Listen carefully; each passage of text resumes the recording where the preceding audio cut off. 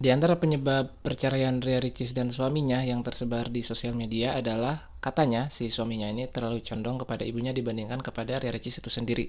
Di sini mungkin di antara kita masih mencampur adukan mana nafkah dan mana berbakti gitu.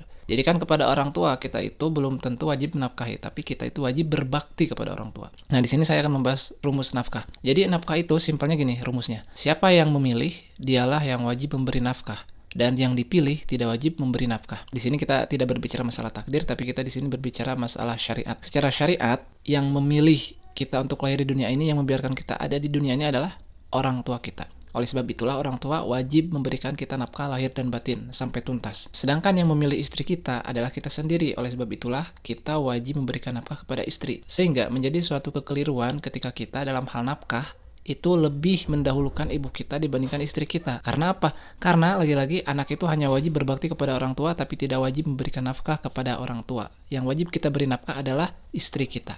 Sebetulnya yang seringkali menjadi permasalahan atau dipermasalahkan oleh ibu kita adalah intinya ibu kita merasa kita ini orang yang sudah dibesarkan oleh orang tua kita dari nol sampai dengan sekarang, tapi tiba-tiba lebih cenderung kepada orang yang baru kita kenal setelah kita dewasa, yakni istri kita. Itulah yang membuat ibu kita cemburu. Dan karena kecemburuan itulah yang menyebabkan ibu kita merasa, wah ini nih yang menyebabkan anak saya direbut nih.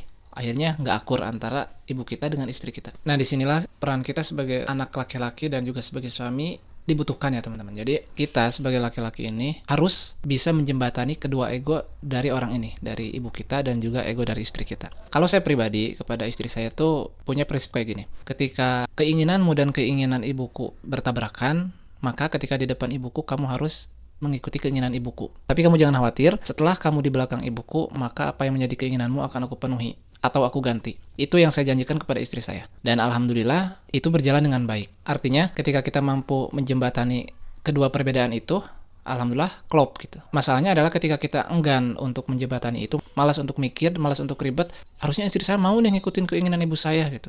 Dan ternyata si istrinya gak mau, akhirnya saya mending milih ibu saya. Pertama memang anak laki-laki itu karena wajib berbakti kepada orang tuanya seumur hidup. Yang kedua juga orang tua tuh gak ada bekasnya gitu. Sedangkan istri ada mantan istri. Misalkan ibu kita pengen bahwasanya dia tuh makan cireng bersama keluarga.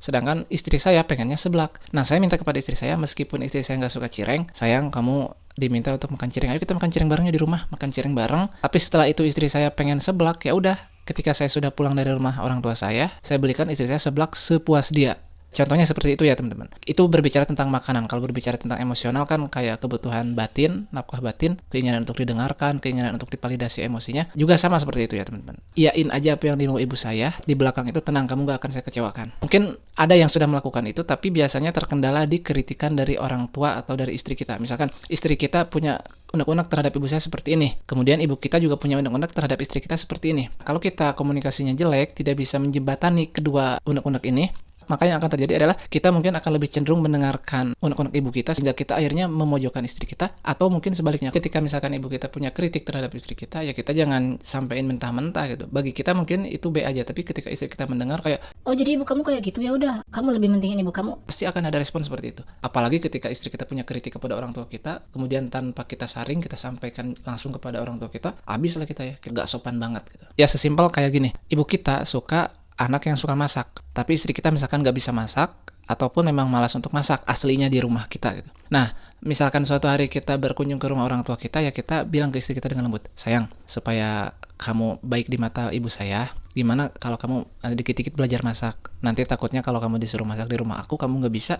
Aku takut mama aku gak suka sama kamu dan aku gak mau itu. Sehingga istri kita pun ketika mendengar kritikan dari kita, dia kemungkinan untuk menerimanya itu sangat besar gitu dibandingkan ketika kita menyampaikan kritikan orang tua kita tanpa kita sampaikan lagi dengan bahasa kita, tapi plek ketiplek gitu. istri kamu tuh malas banget gak mau masak. Kita sampaikan kayak gitu, ya udahlah dia tersinggung. Apalagi kalau istri kita yang menyampaikan ke ibu kita, kemudian kita sampaikan tanpa saring, habis lah kita ya.